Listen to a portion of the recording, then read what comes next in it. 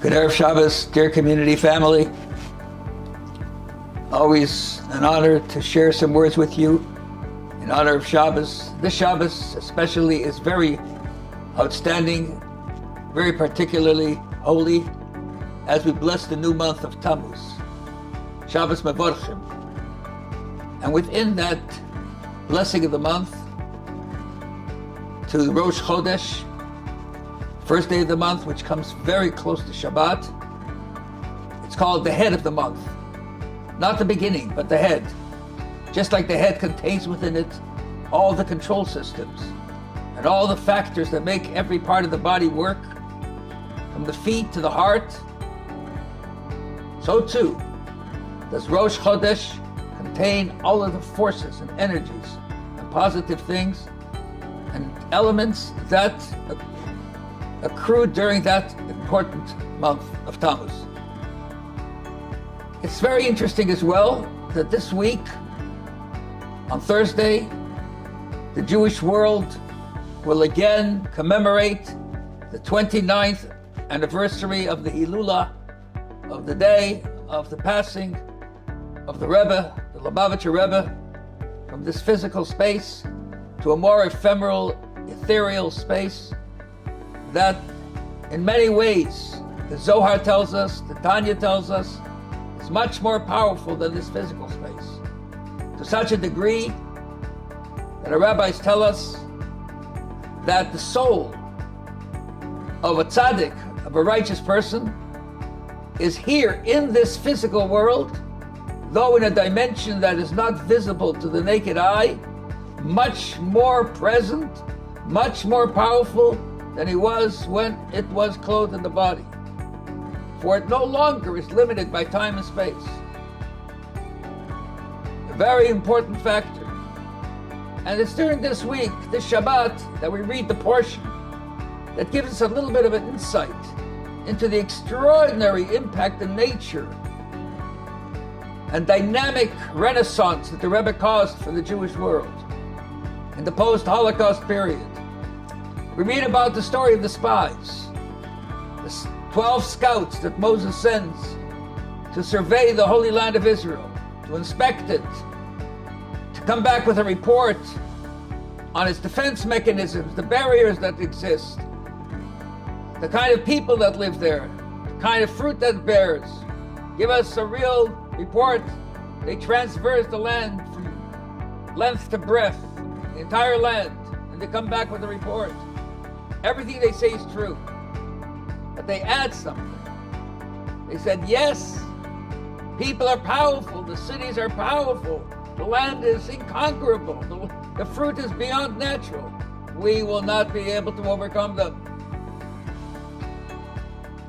Only two say, if Moses sends us and God says we'll overcome them, we will. Joshua and Caleb. The other 10, they take an opposite position. They're holy people. What are they doing? Are they taking a position against Moses? The Torah tells us they were righteous people, leadership level people. Their issue was coming out of Egypt, the dungeon of the world where they were oppressed, where they had no freedom, they could not express themselves in their holy connection to God, they could not educate their children the right way. And suddenly they're in the desert surrounded by God's clouds, eating God's food, learning God's Torah. Their teachers are Moses and Aaron and the highest level of people ever in history. Nothing hurt them. They didn't have to do anything. Their clothes grew with them. There was nobody that was sick. It was a perfect utopian environment. And all of a sudden they go into Israel, they see a regular society. They see a progressive world that's turning upside down. Their whole motivation is pleasure and power and ego and getting more and materialism. They get scared. They say, well, this is not for us. How are our children going to grow up in this kind of space? It's such a seductive environment. They can't do it. Keep us in the desert, surrounded by the holy clouds. God says we got to change our mindset. 40 years you're staying in the desert. Because our job is to light up the world. If God wanted us just to be in our own secluded space, he would create angels. He created us and put us into this world to be a light to the nations. We have to sanctify the world. We can't separate ourselves from the materialistic world. We have to utilize it in order to expand God's presence and God's honor, to use everything that the world has. The Rebbe sent his children, his beloved children, to the furthest reaches of the world. And people are asking the question, how are you going to educate your child? There's no schools. What are you going to do? Who's going to pay you? How are you going to make it happen? Nobody invited you.